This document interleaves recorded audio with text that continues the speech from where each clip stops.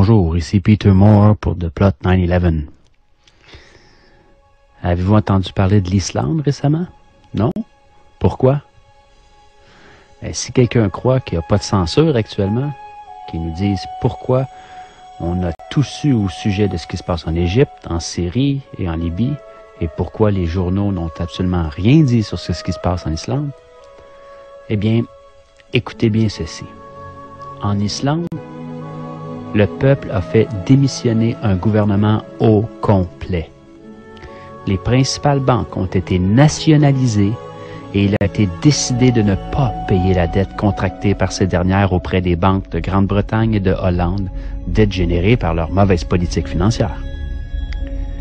Une assemblée populaire vient d'être créée pour réécrire la Constitution, et tout cela pacifiquement. Toute une révolution contre le pouvoir qui a conduit à cette crise. Voilà pourquoi rien n'a été publié.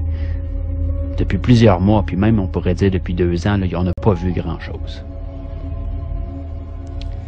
Que se passera-t-il si les citoyens du monde en prenaient exemple? Brièvement, voici l'histoire des faits.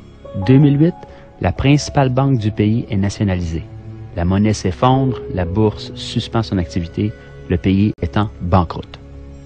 2009, les protestations citoyennes contre le Parlement font que des élections anticipées sont convoquées.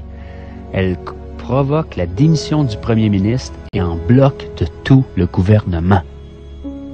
La situation économique désastreuse du pays persiste.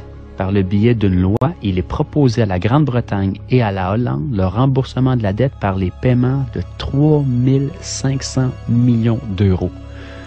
Un montant qui doit être payé mensuellement par toutes les familles islandaises là, pendant les 15 prochaines années, à un taux d'intérêt de 5 %.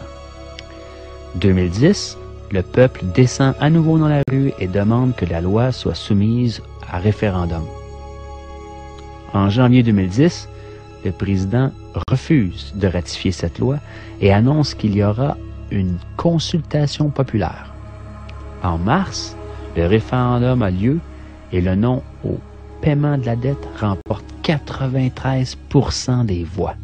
Pendant ce temps, le gouvernement a entamé une investigation pour régler juridiquement la responsabilité de la crise. Les détentions de plusieurs banquiers et cadres supérieurs commencent. Là, je parle de prison, là. Oui, on n'est pas tous des mauviettes. Il y a des gens qui se tiennent, il y a des gens avec des colonnes vertébrales sur la terre, là. On n'en parle pas des médias, bien sûr, mais ça existe. Interpol lance une enquête et tous les banquiers impliqués quittent le pays. C'est comme des rats qui quittent le navire, là. Dans ce contexte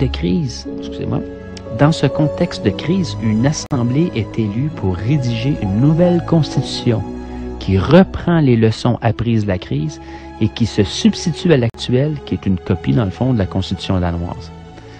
Pour ce faire, on a recours directement au peuple souverain. On élit 25 citoyens sans filiation politique parmi les 522 qui se sont présentés aux candidatures.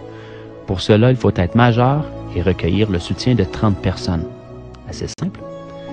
L'Assemblée constituante commence ses travaux en février 2011 afin de présenter, en partant des avis collectés dans les diverses assemblées qui ont eu lieu dans tout le pays, un projet de grande charte. Elle doit être approuvée par l'actuel Parlement ainsi que par celui qui sera constitué après les prochaines élections législatives.